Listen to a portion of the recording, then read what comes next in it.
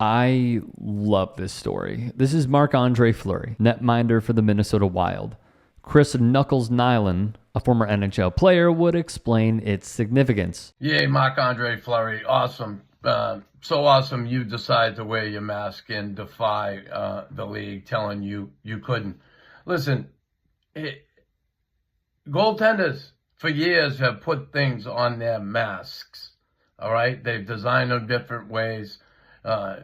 Different pictures, maybe the team logo on there, Jerry Cheevers with all the stitches.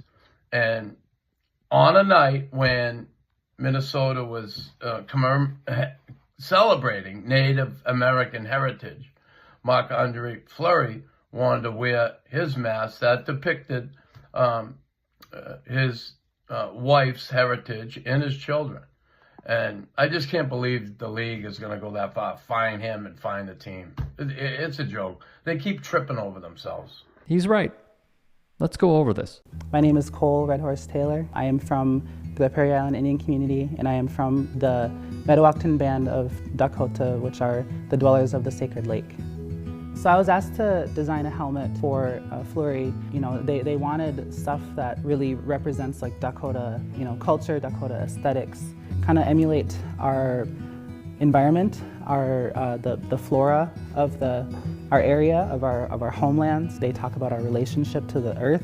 It's just always so innate for me to design things like that, and it also, was coincidental because, Fleury, he's called the flower, and I just thought that'd be really cool. And I knew right away when I was asked to do this that I knew how I wanted it to look and how I wanted it to be laid out. And then the language part was really, really important for me to have Dakota language, which is the first language of this area of St. Paul of Minnesota. Fleury is a 3-time Stanley Cup champion.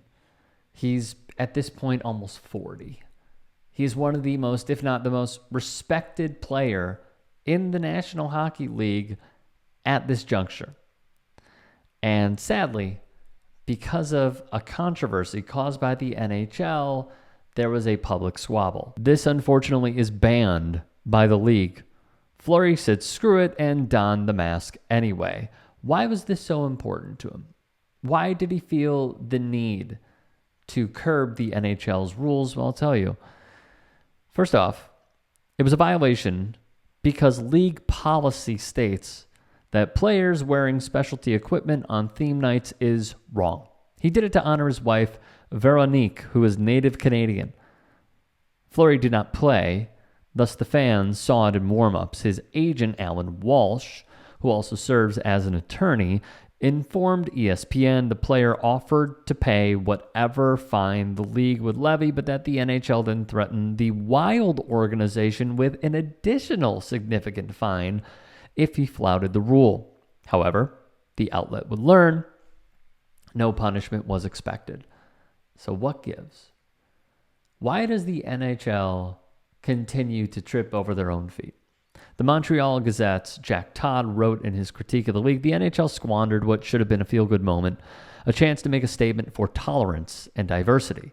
Instead, the NHL initially told Fleury, he couldn't wear the mask, threatened to fine him if he did, and then threatened Fleury's team with an additional fine.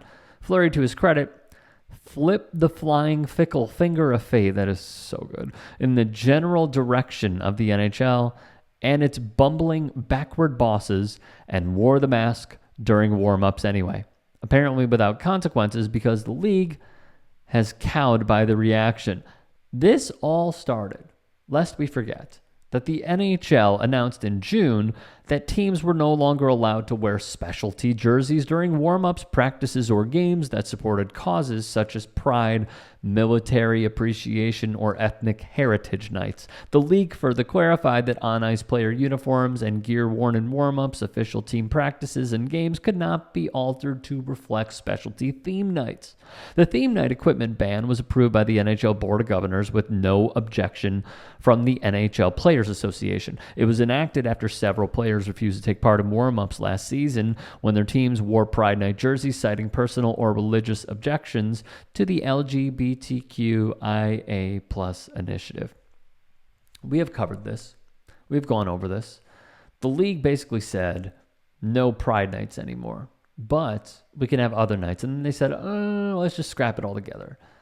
Now, the players came out vehemently against this, especially with Pride tape. And it came from none other. We heard from Connor McDavid. He expressed his disappointment. The strongest stance came from a fringe player, Coyotes D-man Travis Dermott. That's who stood up for all this. Then the NHL quickly backtracked and were like, I'm sorry, apologies, do whatever. We might fine you, but do whatever.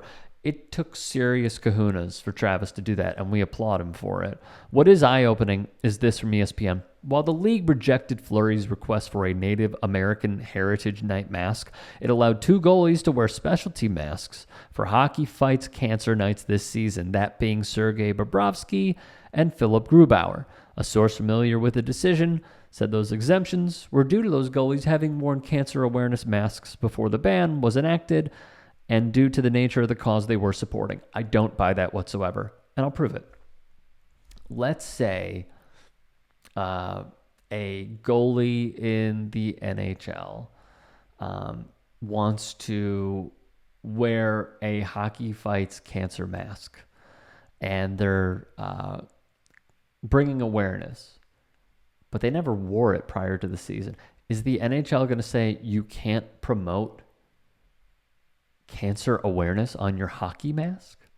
Absolutely not. No, they would never.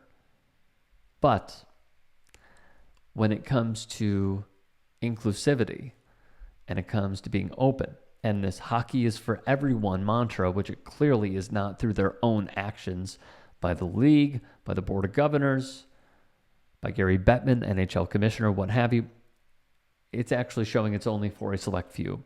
And that's the utter hypocrisy that even the most apolitical fans see right through.